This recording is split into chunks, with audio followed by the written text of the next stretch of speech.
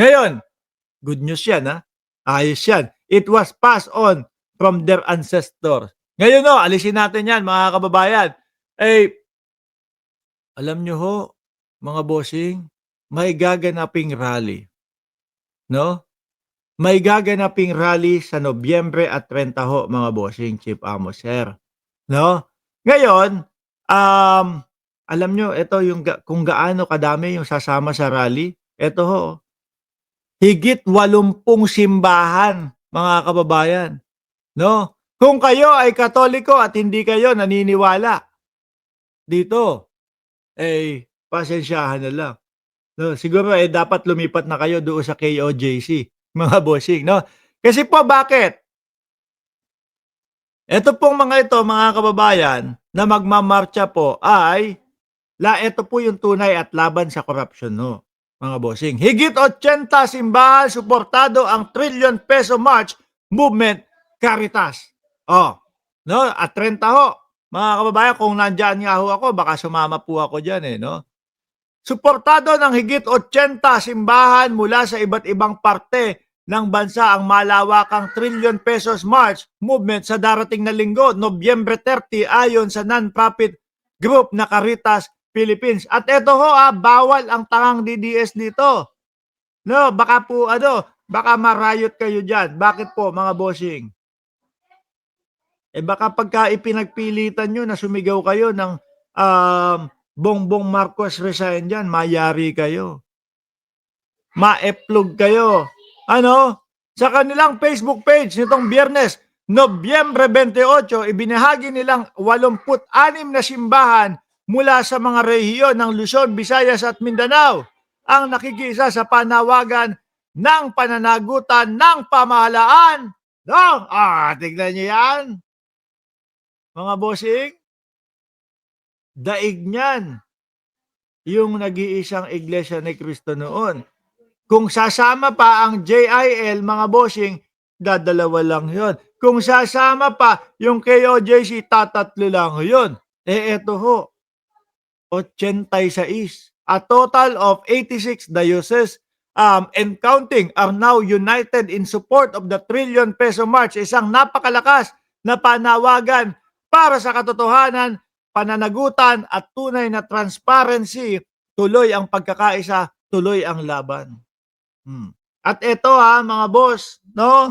Corruption ang laban dito. Wala ditong paalasin si Bongbong Marcos.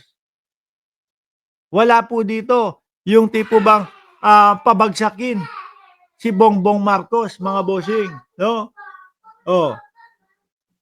Ginanong ko kasi naliligo yung anak ko. Pag nakita ni YouTube yun, deleted ang ating YouTube channel, mga kababayan. Hindi, ganun kasi kapag kayong may nailagay, kapag may sumagi doon sa video mo na nakahubo, tapos nakita, nako, sasabihin, you are spreading nudity. Tanggal ang YouTube channel mo. Dagdag pa nila para maipanalo ang umano'y laban na ito ng sambayanang Pilipino laban sa katiwalian. Panawagan nilang mailantad at makulong ang mga kurakot at maibalik ang pera sa bayan. Alam niyo po, mga kababayan, ang kagandahan dito. Ito, umpisa na pong isinasauli, no? Nung mga BGC boys, yung kanilang kaperahan. Nakukuha na po yung mga nakulimbat. Si Alcantara, magkano yung sinuli? 110 million. At meron pang mga kasunod. Si Bryce Hernandez, ipinagsasauli na din po yung kanyang mga luxury car at magsasauli na din po ng pera. No? Yung mga diskaya, hindi naman po nila kusang isinauli yun Yung mga diskaya naman, mga kababayan, ay hinintay pa nilang makumpiska yun Dahil nga, di ba, pinagmamalaki ni Marcoleta, mga bossing? Pinagmamalaki ni Marcoleta na bakit po wala naman pong batas na nagsasabi na isole yung kaperahan, no? Para maging state witness. Yun ang pagtatanggol ni Marcoleta. Ngayon dito lang po sa gobyerno ni Pangulong Bongbong Marcos. Yung kay Duterte, binasa niya yung mga pangalan. Di ba may mga binasa pa yan? Na mga na mga ghost project, flood control project si Duterte. Pero ano ho ang ginawa? Inaksyonan po ba? Walang aksyon na ginawa. Tinungangaan lang po ng dating Pangulong Duterte, mga bossing. Sabi ni Paulo Saison, ayaw pa ni Marcoleta. Eh baka daw baka daw, ewan ko. No, ayoko magsalita eh, no? Kasi sabi ni Ramon Tulfo, si Marcoleta daw ho, mga bossing, ay hindi siya yung tumanggap ng 120 million galing sa Diskaya. Yun po yung sabi ni ni Ramon Tulfo. Hindi daw po si Marcoleta yung tinutukoy niyang tumanggap ng 120 million galing sa mga Diskaya. Mark, bakit di ko ma-search ang FB channel mo? Sabi ni Lord Garda, magsino, hanapin nyo lang po Mark Ramos Channel. Lalabas din po yan. Sama-sama sa isang panawagan, ilantad ang mga kriminal, ibalik ang pera, ikulong ang kurakot para ipanalo ang sambayan ng Pilipino. O ayan ho wala tayong nakikitang Marcos resign. Wala po tayong nakikitang laban kay Pangulong Bongbong Marcos. O di ba? Ilan sa mga nakikiisa ay ang Archdiocese of Manila mula National Capital Region, Diocese of Caceres, Libmanan, Apostolic Vicariate of Taytay mula sa Luzon. Ang dami pala nito. O, ayan o. Ayan o. Ayan pala. O, NCR. Ito, 1, 2, 3, 4, 5, 6 sa NCR. No? Ang dami. Mga kababayan, nasa ba yung mga listahan dito? O, yan. Sa Luzon, ilan dyan? O, Archbishop of Caceres. Archdiocese of Caceres, 20, 40, 18, 58. O, Mindanao, pati Mindanao, mga Katoliko ho sa Mindanao, mga bossing. Kasama din po. O, di ba? Ano yung sasabihin nila na sila Jimmy Bondoc ang sinasabi ihihiwalay na daw po yung Mindanao. Ano yun? Paano yung mga pakalat ng mga DDS na ano daw? Republic of Mindanao daw ho, mga bossing.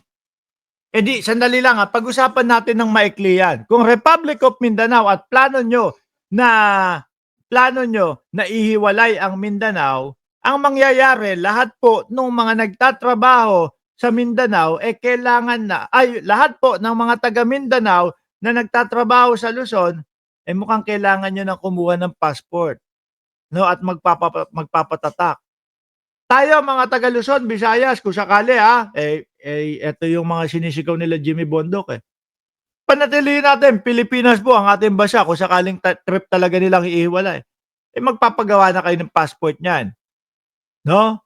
Sabi ni Benj, pati nga sa Visayas, sa Cebu, sinama ni Sara. O, di ba? Magpapagawa kayo ng ng passport, sariling passport ninyo. Tapos sariling pera nyo na. Kung gusto nyo, ilagay nyo na din yung mga pagmumukha ng mga Duterte diyan sa mga pera nyo. No?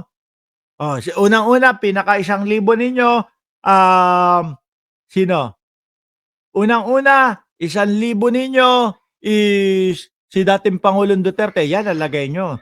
Pangalawa, 500, ewan ko, baka dollar nyo na kung yuan, gusto nyo, tawag sa pera nyo, yuan. Di ba? Pero pasensya na po doon sa ibang mga taga Mindanao. Alam ko ayaw nyo itong mga ganito. Kagaya niya lang ng Mindanao, yan, mga Katoliko sa Mindanao. Alam ko ayaw nyo po ito.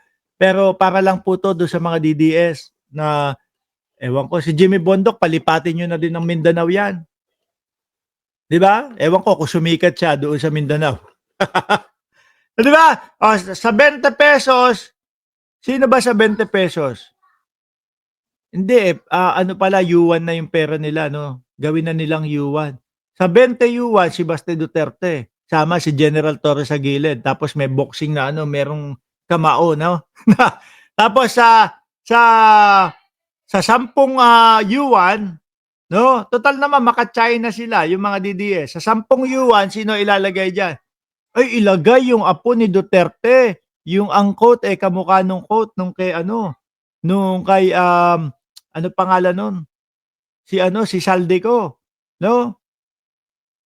Nagreklamo kasi daw po, mga kababayan, hindi pinagbigyan yung interim release ng dating Pangulong Duterte. Sabi ni Jorge Adralin, yuan, China, di ba currency? Opo, yuan.